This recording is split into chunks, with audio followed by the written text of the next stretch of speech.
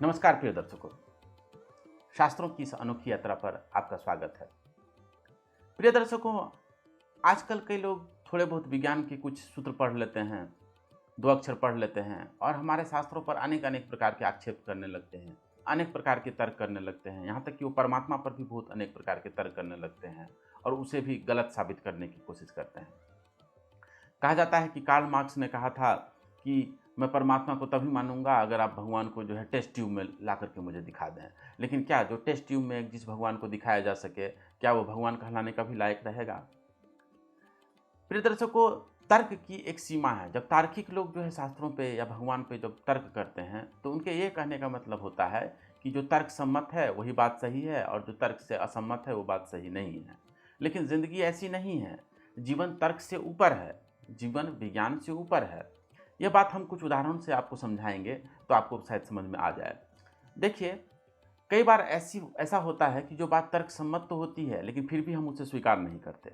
और जीवन में कई बार ऐसी बातें होती हैं जो तर्क से असम्मत होती है, तर्क से सही नहीं बैठती है, फिर भी हम उसे स्वीकार करते हैं। उदाहरण स्वरूप, यह बात तर्क सम्मत है, विज्ञान सम्मत है कि हम उबले हुए भोजन करें, ठीक है, क्योंकि बहुत तेल मसाला आदि जो ग्रहण करना जो है स्वास्थ्य के लिए अच्छा नहीं होता है, ठीक है।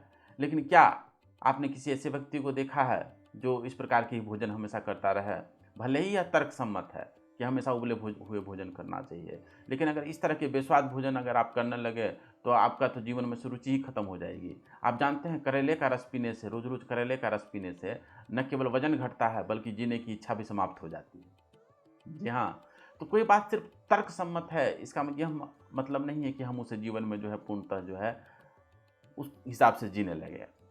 अच्छा, कई बातें ऐसी होती है जो तर्क से असम्मत होती है, तर्क से वो गलत होती है, लेकिन फिर भी हम उसे स्वीकार करते हैं। उदाहरण स्वरूप, आप जब कहीं किसी यात्रा से आते हैं और किसी से गले मिलते हैं या किसी मित्र से जाते हैं तो उससे हाथ मिलाते हैं। आप कोई पीएचडी करके आ जाए तर्कशास्त्र में, वो कहे कि ये क्या है, ये तो बहुत ही गलत है। आपके हाथ में पहले से इतने सारे कीटाणु थे, आपने दूसरे के हाथ में भी पहुंचा दिया। आपके शरीर में पहले से धूल वगैरह पसीना लगे हुए थे, आपने जाकर के गले मिल करके दूसरे के भी शरीर में पहुंचा दिया वो कीटाणु विषाणु। ये तो बहुत बेकार है। तो बेकार ये नहीं है, बेकार वो तार्किक है जो हर जगह पे तर्क घुसा रहा है। जीवन तर्क से ऊपर है। क्या जो बात केवल तर्क से साबित हो जाए और जो बात तर्क से ही गलत साबित हो जाए, केवल उतनी ही बातों का महत्व है, उससे आगे जीवन नहीं होता? नहीं, ऐसी बात नहीं है। जीवन तर्क से ऊपर है। देखिए, बहुत साल पहले, और हमारे साथ इसीलिए तर्क को जो है बहुत ज़्यादा जो है जोर नहीं देते। क्या कारण है इसके पीछे?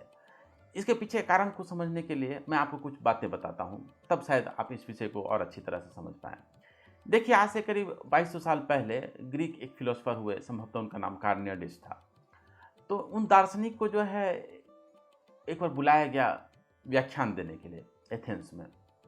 तो बहुत विद्वान थे, उन्हें बोला गया कि आप बहुत अच्छी व्याख्या करते हैं, आप आ जाइए हमारे यहाँ आकर के व्याख्यान दीजिए। तो उन्होंने आकर के जस्टिस पे, न्याय पे आकर के बहुत सुंदर व्याख्यान दिया कि हर व्यक्ति को न्याय चाहिए, इनजस्टिस जो है किसी को भी पसंद नहीं आता। उन्होंने बहुत सारे तर्क दिए उसके पक्ष में और उस पर बहुत ज़्यादा तालियां बजी, लोग बहुत प्रसन्न हुए उनकी व्याख्या को सुन करके। तो उन्हें बोला गया कि कल भी यह चल रहा है यहाँ पे, जब आप आए हुए हैं तो कल भी आकर के व्याख्यान दीजिए। वो अगले दिन फिर आए, वो दार्शनिक साहब, व्याख्यान देने के लिए, और आप बहुत हैरान रह जाएंगे अगले दिन उन्होंने क्या किया।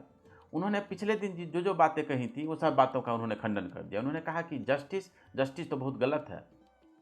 जब प्रकृति ही जस्ट नहीं है तो सामान्य मनुष्य कैसे जस्ट हो सकता है? देखिए, आप जो हैं एक बीज बोते हैं तो उससे एक पेड़ निकलता है जिसमें हजारों फल होते हैं, उसमें फिर हजारों हजारों बीज हो जाते हैं, ठीक है। तो नेचर को जस्ट हम तब कह सकते थे, प्रकृति को न्यायपूर्ण तब कह सकते थे जब एक बीज बोते तो एक ही फल निकलता, उसमें एक ही बीज रहता, तब हम उसको कह सकते थे कि नेचर जो है जस्ट है, न्यायपूर्ण है। लेकिन ऐसा तो है नहीं। लेकिन ऐसा नहीं है तभी जिंदगी चल पाती है। अगर एक बीज से एक ही फल मिलता, उसमें एक ही बीज मिलता, तो फिर जिंदा मनुष्य इतने सारे लोगों का पेट कैसे भरता? इसलिए नेचर जो है खुद अनजस्ट है। तो जब नेचर ही अनजस्ट है तो फिर मनुष्य कैसे जस्ट हो सकता है? इसलिए जस्टिस तो बहुत गलत चीज़ है। तो उस व्यक्ति ने, उस दार्शनिक ने पिछले दिन जितने सारे तर्क दिए थे सबका आकर के खंडन कर दिया। आप देख रहे हैं लोगों ने तालियां तो बहुत बजाई, लेकिन उन्होंने कहा कि भाई साहब आप जाइए यहाँ से, क्योंकि अगर आपकी बातें लोगों ने ज़्यादा सुनी तो लोग जो है वो बहक जाएंगे। वो तो फिर कहने लगेंगे कि फिर तो शास्त्र पर भी क्या भरोसा करना, क्योंकि तर्क से उसको सही और तर्क से उसको गलत साबित किया जा सकता है। तो तर्क जो है दोधारी तलवार के समान है। तर्क की किसी के प्रति निष्ठा नहीं है, वो एक वैश्या के समान है। वो किसी के प्रति निष्ठा उसकी नहीं है, वो उसी की बात के पक्ष में भी लग सकती है, उसी बात के विपक्ष में भी लग सकती है। देखिए प्रोफेसर गौर थे एक, ठीक है, प्रोफेसर संभवतः रामदास गौर या उनका क्या नाम था, हरि सिंह गौर, जो भी नाम था उनका। तो प्रोफेसर गौर जो थे उन्होंने सागर विश्वविद्यालय की स्थापना की थी। तो वो एक वकील भी थे, लेकिन उन्हें दारू पीने की बहुत बुरी आदत थी। वो शराब पी करके ही कई बार जो है न्यायालय में आ जाते थे। तो एक बार जब वो दलील देना शुरू किए और शराब पी के आ गए थे, तो जो उनके क्लाइंट थे उसके खिलाफ ही दलील देना शुरू कर दिए। काफ़ी दलील देने लगे तो फिर तो क्लाइंट बहुत हैरान हक्का बक्का रह गया कि उन्होंने इतने पैसे भी दिए और जो है उन्हीं के खिलाफ बोला जा रहा है। वो तो बहुत सोच रहा था कि अब तो मुझे फांसी लगनी तय है, लेकिन अचानक से ही जो है प्रोफेसर गौर को होश आया और उन्हें लगा कि अरे ये मैं क्या कर रहा हूँ, अपने ही क्लाइंट के खिलाफ व्याख्यान दे रहा हूँ। तो उन्होंने अपने व्याख्यान को बंद किया और वो बोलते हैं कि ये सारे जो दलीलें मैंने दी वो विपक्ष की दलीलें हैं, मेरे विपक्ष के वकील ऐसी ऐसी दलीलें देंगे। अब जो है मैं इन बातों का खंडन करके बताता हूँ। और उन्होंने जितने सारी दलीलें दी थी सबको खुद काट करके रख दिया। तो तर्क से उसी बात को सही और उसी बात को गलत साबित किया जा सकता है। इसीलिए हमारे शास्त्र कहते हैं तर्का प्रतिष्ठानात्। ये जो ब्रह्मसूत्र आप मेरे पीछे देख रहे होंगे, वेदांत दर्शन, ये 6 दर्शन शास्त्रों में इनका सबसे मूर्धन्य स्थान है। तो इसमें आगे जाके एक जगह कहा गया है कि तर्का प्रतिष्ठानात्, वहां तक तर्क नहीं पहुंचता। देखिए उपनिषदों में एक बहुत ही जबरदस्त मंत्र आता है। यह मंत्र कहता है कि यतो वाचो निवर्तन्ते अप्राप्य मनसा सह, अर्थात परमात्मा तक वाणी और मन जो है नहीं जा पाते।